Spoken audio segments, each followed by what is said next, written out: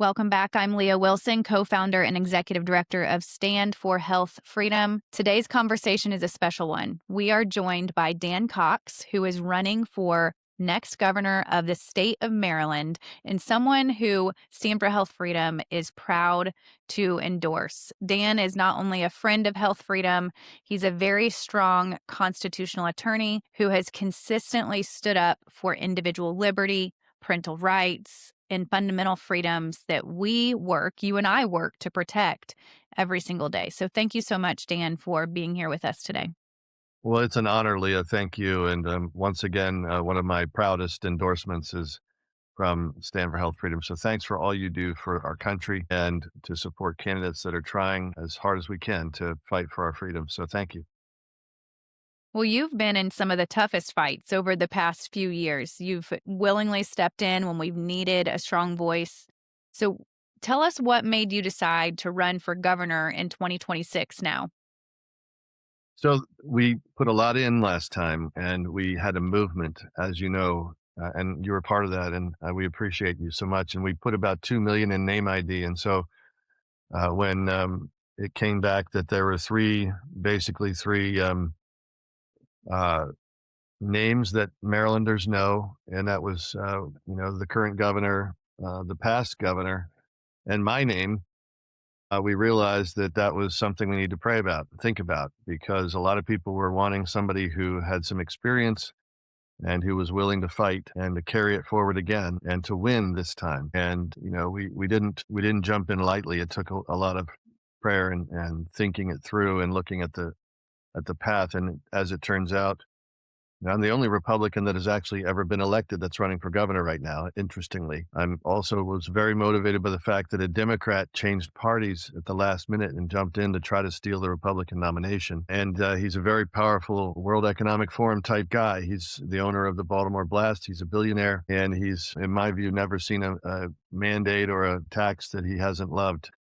I just couldn't stand by and let that become the view of the Republican Party. Because one thing that is true right now is Republicans in Maryland are very unified over these basic fundamental principles. We look around and we see that we have to hold the line.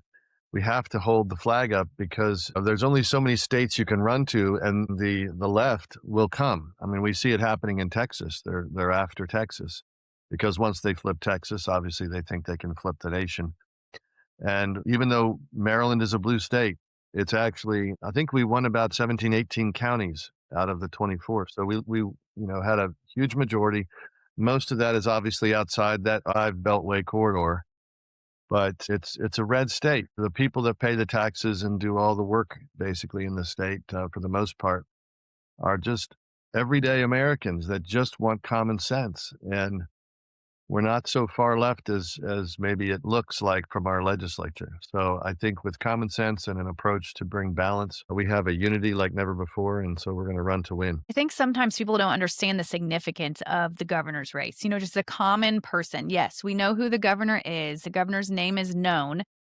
So today in Maryland, there's currently Wes Moore, Democrat governor incumbent, who is up for reelection. And then there's a very crowded primary in the Republican Party.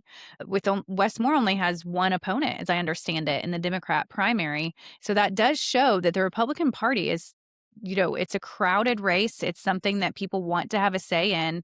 And I think as a health freedom advocate, that there's barely a more important race that you could get interested in, get curious about, and try to understand how this person wants to lead your state. So, in prior races and in the state house, you demonstrated that you are for health freedom. I mean, that was very apparent by the bills that you filed, by the issues you championed. What was it that initially got you into the health freedom issues? Well, I've been a lifelong advocate for parental rights and homeschooling and private education rights.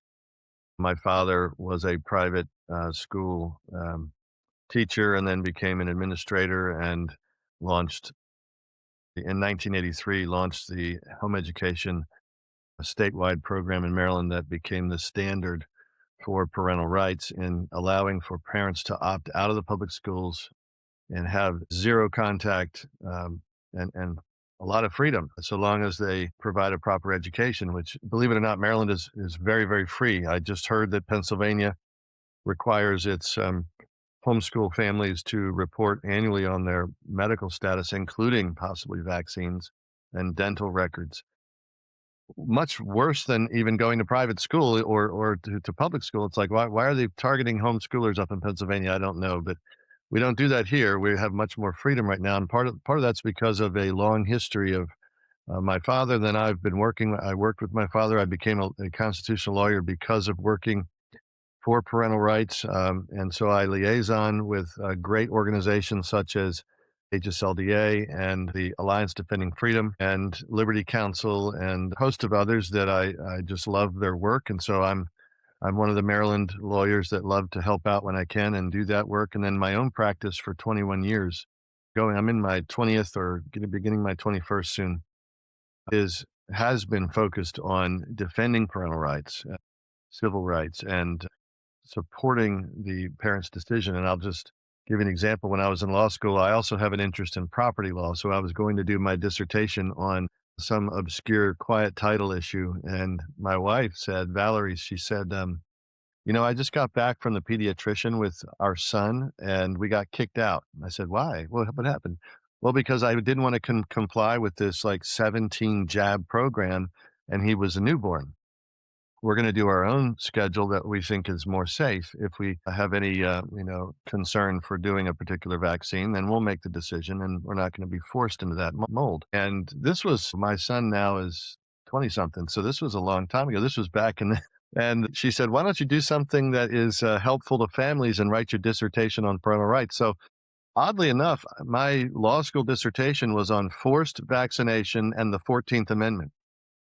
Little did I know that as a state delegate elected, where I have defended, I put in parental rights laws, I put in a lot of constitutional based processes, such as seeking jury trials for parental rights decisions rather than a CPS slash bench trial that can be done in secret. I pushed hard for protecting our parental rights, and little did I know that all of a sudden COVID, this thing, would force me into a decision whether to fight more broadly across the state. And so we did. We stood up. We fought the mandates. We fought the vaccine mandates. I had this interesting preparation that I think God sent preparation. So I knew the law and I had litigated in this area and we fought hard and little by little we pushed back those mandates and we ended up not having a vaccine mandate of any substance. And even so, the mandates that did happen with the nurses, I've been litigating those now for the last 3 years and winning most of them, thank God. Most of my clients that either if they were federal or if they were state employees, some of those individuals got fired because they wouldn't take the COVID vaccine. So I've been able to litigate and fight for our freedoms even after running for governor. That's what I've been doing all across the state, and it's been a real honor. But the need of the hour is still there because for some reason Fauci walks free and no one has apologized or repented of their desire to continue this kind of overreach. So we're going to stand up and fight it. What lessons do you think that we did see unprecedented overreach during COVID, like you mentioned. So, what lessons should leaders be taking from that? There has not been any formal review of decisions made, there hasn't been any reckoning for the public to participate in. So, what should leaders have learned from that pandemic overreach going forward? Well, in my constitutional law practice, I've had the privilege of traveling in the last 2 years to London, where they actually have an investigation ongoing. And I actually visited the offices there.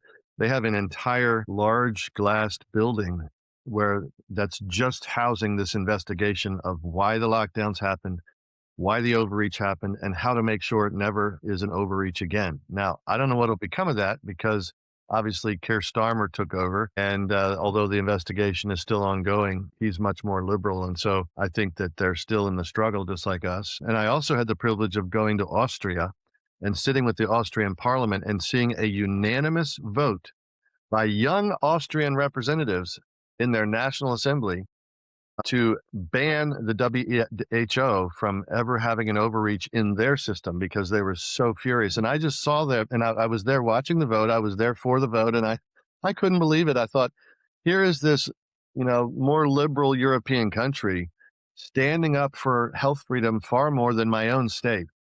So I was inspired when I came home to say, no, we're going to carry this torch forward and we're going to make sure that the individuals who committed this remember, and that government as a whole in Maryland is not forgetful that we will fight every time there's this kind of overreach. And so the leadership here knows it. And another little secret that's really nice about Maryland is we have a very robust what they call Black Caucus. The Black Caucus in Maryland, the African American contingent in the legislature, believe it or not, even though they tend to be more be less conservative, be a little more Democrat, very I think majority Democrat. We have maybe one or two Republican Black representatives.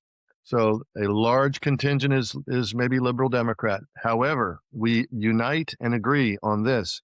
They do not, as a bloc, appreciate these similar overreaches because of the history that they have shared of experiencing that in their communities. And so they're much more aware of some of these things many times.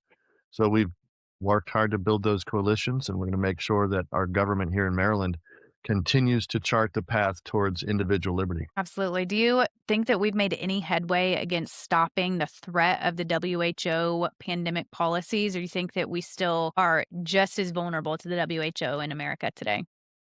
I think we have, but that does not reduce vulnerability. As we noticed, it didn't really matter last time that President Trump was in office. They just did what they wanted to do anyway. And right here in Maryland, Johns Hopkins did Event 201, which was a prep for the whole thing. If you look it up, I exposed some of that in my work. And then in the litigation that we filed in federal court, we blew that wide open. And thankfully, one of the Hopkins doctors, which, by the way, Johns Hopkins is an amazing medical institution. I have nothing but general praise for what they do.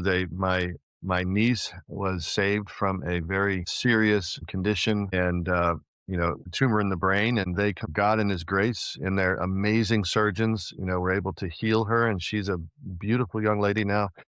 That was a personal family issue that my extended family went through. So I have personal knowledge that Hopkins is the world's leading medical facility.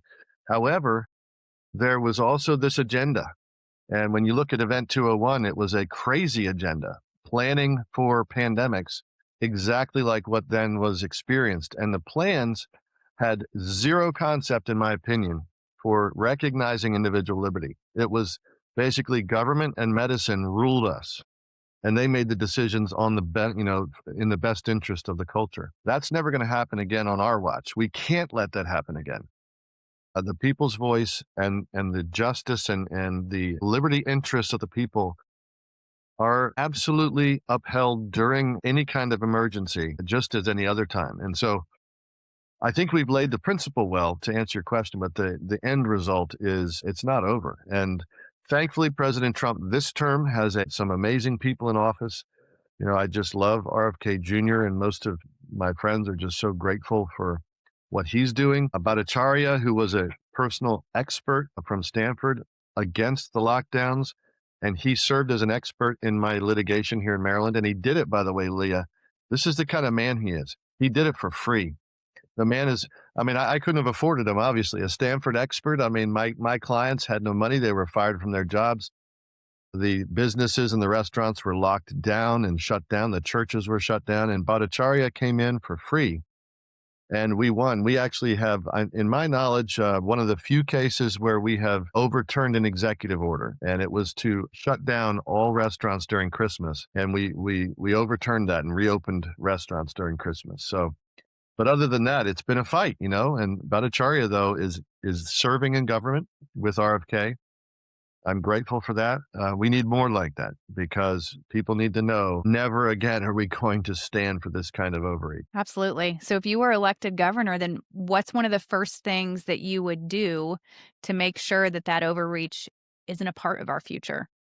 I would do three things immediately. I would bring in the cabinet official for the Department of Health.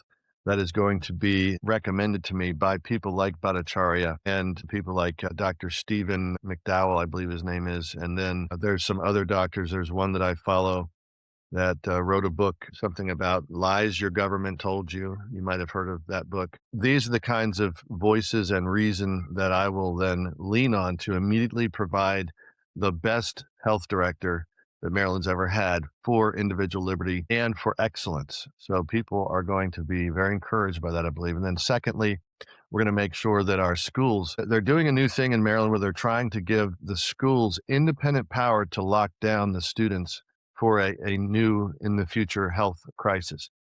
That's because they're worried about a Republican governor, and they know that future governors will likely not lock us down again because we sued. I was the leading lawyer suing to stop those lockdowns. So we're going to upend that by ordering, first of all, by appointing people to the school board and by the Board of Education that believe in health freedom, parental rights.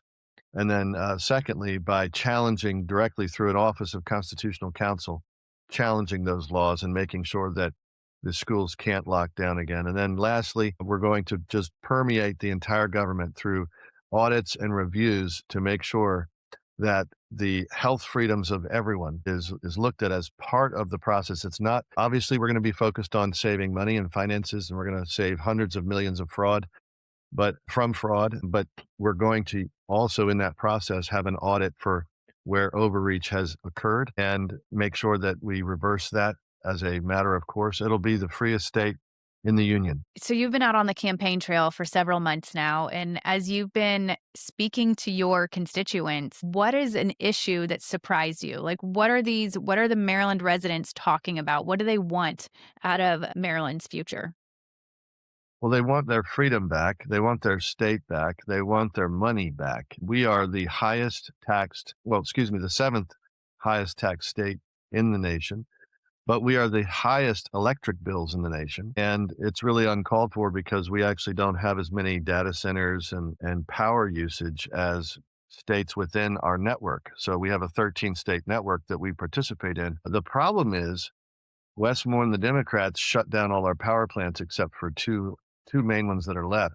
So how are you gonna, so now we have to buy at double the rates from across the line, the state lines, in Pennsylvania and West Virginia.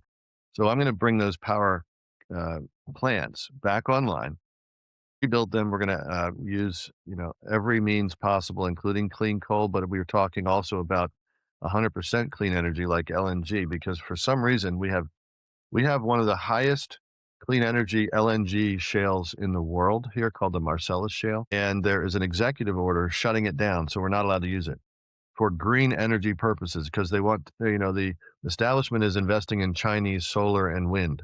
Well, we cannot get the electricity from Chinese solar and wind. So we're going to fix that, go back to LNG, and also look at SMRs, which are safe small modular reactors that can power in a very safe and contained way, power an entire city. And it's a new future thing that's coming on, and Europe is doing this, and there's no chance of a meltdown because they use spent fuel. So it's a really neat technology. But anyway, that is going to immediately lower bills, and we're going to look at slashing property taxes for parents and individuals so that this mass exodus of 40,000 net loss a year. We have 40,000 Marylanders a year net heading out of town, getting out of Dodge because of the massive tax burden here and the massive general fees and increase in cost of living. So all the young people tend to leave because they can't afford it. They can go across the line to West Virginia and get twice the house for the same job.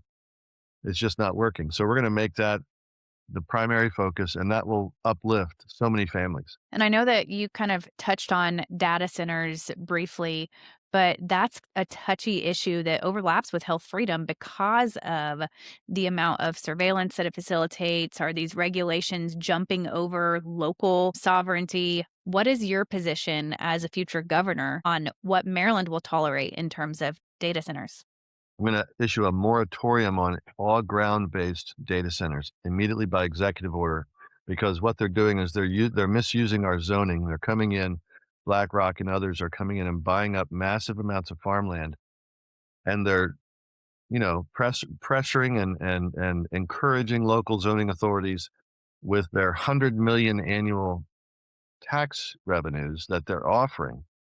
I mean, we're talking serious money for local governments. For instance, in Frederick, they're taking up this massive area. It's called Adamstown, and it's a huge, beautiful farm. And it goes, and they're going to put this data center bordering up to schools. So we're fighting that. Got it. There's a referendum now to hopefully throw this out so we can stop that data center. And it's not that, people are against technology. That's not it. It's like you said, there's a problem with surveillance that needs to be addressed. That's a huge issue.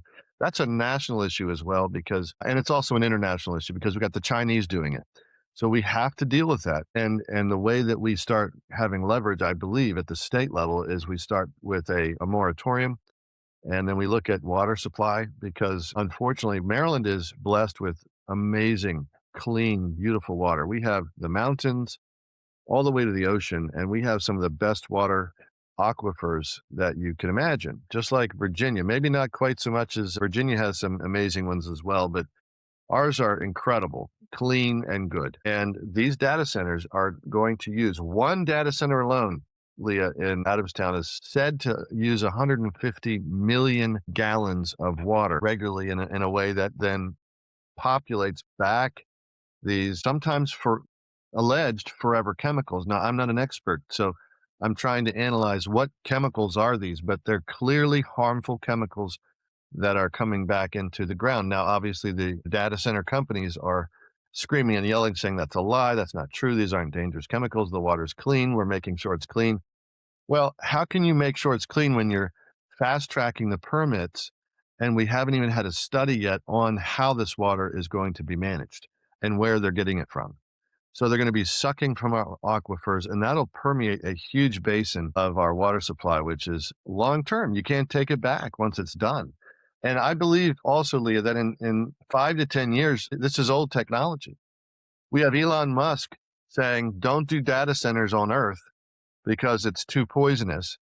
Let's do them in the satellites where there's nobody going to be hurt. Elon Musk is estimating next year or the year after, he's going to have data centers with his Starlink or whatever. That's like, to me, if that actually happens, that means the data centers on the farms poisoning our water supply, allegedly, and creating that hum that creates a problem for students in schools and people can't sleep at night. That's a fact. And then obviously you have the loss of power where they're taking up all our power grid. So triple your electric bill. All of that's unnecessary if in 2 or 3 years we've got them in space. I mean, why would you? So what they're going to do is they're going to close it down, but now you've contaminated the soil. So we're going to fight it. Well, it's fascinating to me that the experimentation with our land permeates everything for future generations. We obviously you and I both are very familiar with stewarding our freedom, protecting our freedom, and it's time that we translate that into stewarding our land because if our children don't have clean land to grow up on, to subside on, what do they have? Our health decisions aren't just made in doctors' offices. They're made in what we're exposed to, the foods that we eat, the products that we use. So it's very important to the health and welfare of our future generations. So what would Maryland look like 4 years into a Dan Cox administration? More than 50% property tax cut, people coming here, businesses attracted here that are going to provide good paying jobs because we are honestly one of the best and hottest hubs in the region because of Washington, D.C. So we're going to have an influx of business rather than Virginia taking everything. And one of the ways I'm going to do that is work to cut the 8.2% corporate rate down to compete with Virginia, which is 6%. And I'd like to go to 5.5 or lower. And we can do that. The Democrats are already talking about this, so I know we can come across the aisle and find that sweet spot to attract business. That'll have a huge growth of jobs, and our young people are going to be able to stay here. I've had 2 older kids had to move with their spouses, and our grandkids, they couldn't stay in Maryland. They're Pennsylvania and West Virginia. And why is that? Because, well, for instance, a 3-bedroom, 2-bath house in Maryland is about $600,000 to $700,000, whereas if you literally drive 25 minutes over the Potomac River, you can get the same house for half that or less. So young people are looking at, are they going to, can they barely afford, they can barely afford a 200 and, something $1,000 house with starting out as a family. Some of them can't even do that, but they'd rather have that with an acre out, in another state than to be in a townhouse here in Frederick, right? So we're going to change that. That's going to be a primary focus to uplift all families and have an opportunity to keep our kids and grow our communities that way. We're going to have incredible health freedom immediately, ordered where, as I mentioned earlier, the health director is going to do a top down review of all policies in the government. And we're going to have the best experts that are health freedom focused and attorneys who are constitutionally focused reviewing these policies, making Maryland great. And I've heard this as it's a big issue through education, like I mentioned, because I've had a lot of parents. They have one question, Leah: will you stop the vaccine mandates for public schools? And the answer is absolutely yes. And there's procedure we have to follow to do it. If I can suspend the law, I will. But we're going to definitely have an Office of Constitutional Counsel to actually show up in court for these parents and overturn these laws because they're unconstitutional. And half the time, the reason a law remains is no one has actually challenged the constitutionality of it. So if you show up, that's half the battle right there. If you show up in court. And we're going to look at, the freedom status of all aspects of education. I am pushing for school choice because this is directly tied to personal and parental rights. When you have school choice and you put in an agreement to expand Boost, Governor Ehrlich is a dear friend of mine. He's a great Republican governor of Maryland, the greatest, I think, probably that we've ever had. He established a program for school choice in Maryland, and he got it through the Democrats. And it's called Boost. And so the only problem is lately the Democrats, through the Teachers Association and the unions, have crushed it down to limiting it to a very tiny group of a few people that get access to it in Baltimore City. I want to expand it back again the way it was, but I want to take it statewide and do what West Virginia is doing right now, which is $4,000 per student to homeschool your kid. That's your tax money. That's the parents' tax money. It's not robbing from the public schools. It's a separate tax fund, and it goes directly into an education fund for the parents. And the parents get to direct where their children go. So the money follows the child. And that is going to help, I think, throw off the mandates or this oppressive system because unfortunately the unions and the Teachers Association use the education system in Maryland to do one thing: lobby for more money and power over parents. We're going to cut that out immediately. So that's going to be a breath of fresh air. People are going to be looking around like, wow, Maryland's a real happening place. This is the place to come. It's amazing. For voters in Maryland who are watching this and maybe hearing your story for the first time, where can they go to learn more about Dan Cox for governor and get involved?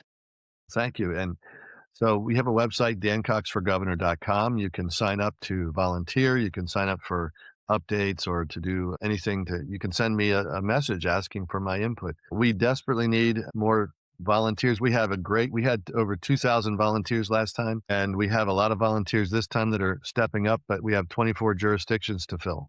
So now is the moment. A lot of people are just starting to get back into politics now.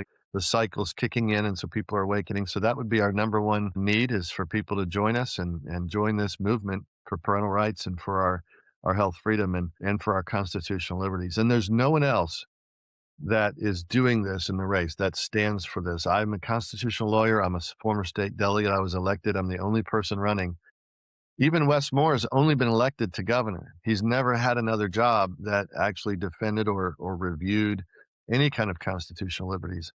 So I have what it takes to make sure that we have the freedom that all of us desire. And I just need people to get behind me and to continue to shine this light and to reach that blue beltway because people are waking up, Leah. People are waking up in Maryland.